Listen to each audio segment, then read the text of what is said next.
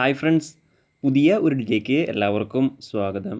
അപ്പോൾ എന്തെന്ന് വെച്ചാൽ പുതിയൊരു റിക്രൂട്ട്മെൻറ്റ് നോട്ടിഫിക്കേഷൻ വീഡിയോമായിട്ടാണ് വന്നത്. നിലവിലെ റിക്രൂട്ട്മെൻറ്റ് വിളിച്ചിരിക്കുന്ന SSCയിൽ നിന്നാണ്, അതായത് സ്റ്റാഫ് സെലക്ഷൻ കമ്മീഷനിൽ നിന്നും SSC CGL റിക്രൂട്ട്മെൻ്റ് ആണ് വന്നിരിക്കുന്നത്. അപ്പോൾ ഈ ഒരു റിക്രൂട്ട്മെൻറ്റ് കൂടുതൽ ഡീറ്റെയിൽസിലേക്ക് നമ്മൾ ഇന്നത്തെ ഈ വീഡിയോയിൽ നോക്കാൻ പോകുന്നത്. അപ്പോൾ നിങ്ങളാരും കൂടി അവസാനം വരെ കാണുക. CBI, NIA, കസ്റ്റംസിലൊക്കെ ഒരു ജോലി ആഗ്രഹിക്കുന്നവരാണ് നിങ്ങൾ തീർച്ചയായിട്ടും ഒരു അവസരം ഉപയോഗപ്പെടുത്തുക. അതുപോലെ തന്നെ നിങ്ങളുടെ ഫ്രണ്ട്സ് ആരെങ്കിലും ഇത്തരത്തിലുള്ള ഫോഴ്സുകളിലൊക്കെ ഒരു ജോലി ആഗ്രഹിക്കുന്നുണ്ടെങ്കിൽ തീർച്ചയായിട്ടും ഈ വീഡിയോ അവരിലേക്കും ഷെയർ ചെയ്ത് കൊടുക്കുക. ഇത്തരത്തിലുള്ള കൂടുതൽ വീഡിയോകൾക്കായി ചാനൽ സബ്സ്ക്രൈബ് ചെയ്യുക. സബ്സ്ക്രിപ്ഷൻ വരുന്ന ബെല്ലൈക്കനിൽ ഓൾ എനേബിൾ ചെയ്താൽ മാത്രമായിരിക്കും ഇത്തരത്തിലുള്ള കൂടുതൽ വീഡിയോസ് നിങ്ങളുടെ ഫോണിൽ നോട്ടിഫിക്കേഷൻ ലഭിക്കുകയുള്ളൂ. അതുപോലെ തന്നെ നമ്മുടെ ടെലിഗ്രാം, വാട്സാപ്പ് ഗ്രൂപ്പിലേക്ക് ജോയിൻ ചെയ്യാൻ ആഗ്രഹിക്കുന്നുണ്ടെങ്കിൽ ജോയിൻ ചെയ്യുക. ലിങ്ക് താഴെ ഡിസ്ക്രിപ്ഷൻ ബോക്സിലുണ്ടായിരിക്കുന്നതാണ്. നമുക്ക് കാര്യത്തിലേക്ക് കടക്കാം. 2024 CGL കമ്പൈൻഡ് ഗ്രാജുവേറ്റ് ലെവൽ എക്സാമിനേഷൻ്റെ നോട്ടിഫിക്കേഷനാണ് നിലവിൽ SSC പബ്ലിഷ് ചെയ്തിരിക്കുന്നത്. ഇതിലേക്ക് മെയിൽസിനും അതുപോലെ തന്നെ ഫീമെയിൽസിനും ഒരുപോലെ അപേക്ഷിക്കാൻ സാധിക്കുന്നതാണ്. അപേക്ഷിക്കുന്ന ഡേറ്റുകൾ നോക്കുകയാണെങ്കിൽ 24/6/2024 മുതൽ 24/7/2024 വരെ അപേക്ഷിക്കാൻ സാധിക്കുന്നതാണ്. അപേക്ഷിക്കാൻ ആഗ്രഹിക്കുന്നവർ ലാസ്റ്റ് ഡേറ്റ് പറഞ്ഞ് അപേക്ഷിക്കാം. ഇനി നമുക്ക് റിക്രൂട്ട്മെൻറ്റ് മറ്റ് ഡീറ്റെയിൽസ് നോക്കാം. ആദ്യം ഈ ഒരു പോസ്റ്റിലേക്ക് ലഭിക്കാവുന്ന സാലറി നോക്കുകയാണെങ്കിൽ ഓരോ പോസ്റ്റ് വൈസ് ആണ് സാലറി വരുന്നത്. അപ്പോൾ ഏകദേശം പേ സ്കെയിൽ 4-നും അതുപോലെ തന്നെ 7-നും ഇടയിലുള്ള സാലറി സ്കെയിലാണ് വരുന്നത്. അപ്പോൾ നിങ്ങൾ അപേക്ഷിക്കുന്ന പോസ്റ്റ് ഏതാണോ ആ ഒരു പോസ്റ്റിൻ്റെ സാലറി സ്കെയിൽ നിങ്ങൾക്ക് നോട്ടിഫിക്കേഷൻ തന്നെ മനസ്സിലാക്കാൻ സാധിക്കുന്നതാണ്. ഇനി അടുത്ത ഈ ഒരു റിക്രൂട്ട്മെൻറ്റിലേക്ക് റിപ്പോർട്ട് ചെയ്തിരിക്കുന്ന വേക്കൻസി നോക്കുകയാണെങ്കിൽ ഏകദേശം 17,000-ഓളം വേക്കൻസികളാണ് റിപ്പോർട്ട് ചെയ്തിരിക്കുന്നത്. 17,727 വേക്കൻസിയാണ് നിലവിൽ റിപ്പോർട്ട് ചെയ്തിരിക്കുന്നത്. ഇനി അടുത്ത് അപേക്ഷിക്കാനുള്ള ഏജ് ലിമിറ്റ് നോക്കുകയാണെങ്കിൽ 18 വയസ്സിനും 32 വയസ്സിനും ഇടയിലുള്ളവർക്കാണ് അപേക്ഷിക്കാൻ സാധിക്കാം.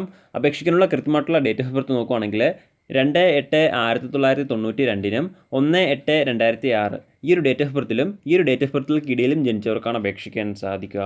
അതുപോലെ തന്നെ ഓരോ പോസ്റ്റ് വൈസും ഏജ് ലിമിറ്റ് ചേഞ്ച് ചെയ്യുന്നുണ്ട്. അതായത് ചില പോസ്റ്റിലേക്ക് 18 വയസ്സിനും 28 വയസ്സിനും ഇടയിലുള്ളവർക്ക് അപേക്ഷിക്കാം. ചില പോസ്റ്റുകളിലേക്ക് 20 വയസ്സിനും 32 വയസ്സിനും ഇടയിലുള്ളവർക്ക് മാത്രമായിരിക്കും അപേക്ഷിക്കാൻ സാധിക്കുകയുള്ളൂ. അപ്പോൾ നിങ്ങൾ അപേക്ഷിക്കുന്നതിന് മുമ്പായിട്ട് നിങ്ങളുടെ അപ്ലൈ ചെയ്യുന്ന പോസ്റ്റ് ഏതാണോ അതിൻ്റെ എലിജിബിലിറ്റി ഉറപ്പുവരുത്തേണ്ടതാണ്. അതുപോലെ തന്നെ ഏജ് ലിമിറ്റിൽ 3 വർഷം OBC കാൻഡിഡേറ്റ്സിനും 5 വർഷം SSC ST കാൻഡിഡേറ്റ്സിനും ഏജ് റിലാക്സേഷൻ ഉണ്ടായിരിക്കുന്നതാണ്. ഇനി അടുത്ത് അപേക്ഷിക്കേണ്ട എഡ്യൂക്കേഷൻ ക്വാളിഫിക്കേഷൻ നോക്കുകയാണെങ്കിൽ ജൂനിയർ സ്റ്റാറ്റിക്കൽ ഓഫീസർ പോസ്റ്റിലേക്കാണ് അപ്ലൈ ചെയ്യുന്നതെങ്കിൽ ഡിഗ്രി പാസ്സായിരിക്കേണ്ടതാണ്. ഏതെങ്കിലും വിഷയത്തിൽ ഡിഗ്രി പാസ്സായിട്ടുള്ളവർക്ക് അപേക്ഷിക്കാൻ സാധിക്കുന്നതാണ്.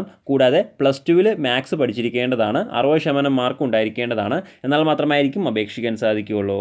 അല്ലെങ്കിൽ ഡിഗ്രി പാസ്സായിരിക്കേണ്ടതാണ്. ഏതെങ്കിലും വിഷയത്തിൽ ഡിഗ്രി പാസ്സാവുകയും സ്റ്റാറ്റിക്സ് ഏതെങ്കിലും ഒരു സബ്ജക്റ്റായിട്ട് ഡിഗ്രി ലെവലിൽ പഠിച്ചിരിക്കേണ്ടതാണ്. എന്നാൽ ഈ ഒരു പോസ്റ്റിലേക്ക് അപേക്ഷിക്കാൻ സാധിക്കുന്നതാണ്. ഇനി അടുത്ത പോസ്റ്റ് നോക്കുകയാണെങ്കിൽ സ്റ്റാറ്റിക്കൽ ഇൻവെസ്റ്റിഗേറ്റർ ഗ്രേഡ് 2 ആണ്. ഇതിലേക്ക് ഡിഗ്രി പാസ്സായിട്ടുള്ളവർക്ക് അപേക്ഷിക്കാൻ സാധിക്കുന്നതാണ്. ഏതൊരു വിഷയത്തിൽ ഡിഗ്രി ഉള്ളവർക്കും അപേക്ഷിക്കാം. കൂടാതെ നിർബന്ധമായിട്ടും സ്റ്റാറ്റിക്സ് ഒരു സബ്ജക്റ്റായിട്ട് പഠിച്ചിരിക്കേണ്ടതാണ്. എന്നാൽ മാത്രമായിരിക്കും ഈ ഒരു റിക്രൂട്ട്മെൻറ്റിലേക്ക് അപേക്ഷിക്കാൻ സാധിക്കുകയുള്ളൂ. ഇനി അടുത്ത പോസ്റ്റ് നോക്കുകയാണെങ്കിൽ research assistant in national human rights കമ്മീഷനാണ്, അതായത് NHRC ആണ്. ഇതിലേക്ക് ഡിഗ്രി ഉള്ളവർക്ക് അപേക്ഷിക്കാൻ സാധിക്കുന്നതാണ്. ഏതൊരു വിഷയത്തിൽ ഡിഗ്രി ഉള്ളവർക്കും അപേക്ഷിക്കാം. കൂടാതെ കുറച്ച് ഡിസേബിൾ ആയിട്ടുള്ള ക്വാളിഫിക്കേഷൻസ് പറയുന്നുണ്ട്. 1 ഇയർ എക്സ്പീരിയൻസ് ഇൻ റിസർച്ച്, കൂടാതെ ഡിഗ്രി ഇൻ ലോ അല്ലെങ്കിൽ ഹ്യൂമൻ റൈറ്റ്സ് ഉണ്ടെങ്കിൽ ഈ ഒരു പോസ്റ്റിലേക്ക് അപേക്ഷിക്കുമ്പോൾ വെയിറ്റേജ് മാർക്ക് ലഭിക്കുന്നതാണ്. ഇനി അടുത്ത ബാക്കിയുള്ള പോസ്റ്റുകളിലേക്കാണ് നിങ്ങൾ അപ്ലൈ ചെയ്യുന്നതെങ്കിൽ ഏതെങ്കിലും വിഷയത്തിൽ ഡിഗ്രി പാസ്സായിട്ടുള്ളവർക്ക് അപേക്ഷിക്കാൻ സാധിക്കുന്നതാണ്. അല്ലെങ്കിൽ തത്തുല്യമുള്ളവർക്ക് അപേക്ഷിക്കാൻ സാധിക്കുന്നതാണ്. മറ്റൊരു ക്വാളിഫിക്കേഷനോ കാര്യങ്ങളൊന്നും നിർബന്ധമായിട്ട് പറയുന്നില്ല.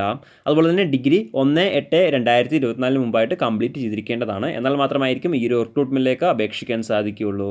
ഇങ്ങനെയാണ് ഓരോ പോസ്റ്റിലേക്ക് വന്നിട്ടുള്ള എഡ്യൂക്കേഷൻ ക്വാളിഫിക്കേഷൻ.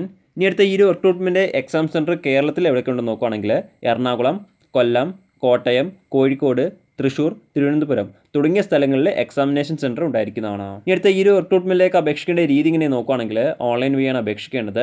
ഓൺലൈൻ വഴി www.ssc.gov.in ഈ ഒരു സൈറ്റ് വഴിയാണ് അപേക്ഷിക്കേണ്ടത്. ഈ ഒരു സൈറ്റ് വഴി 24/7/2024 വരെ അപേക്ഷിക്കാൻ സാധിക്കുന്നതാണ്.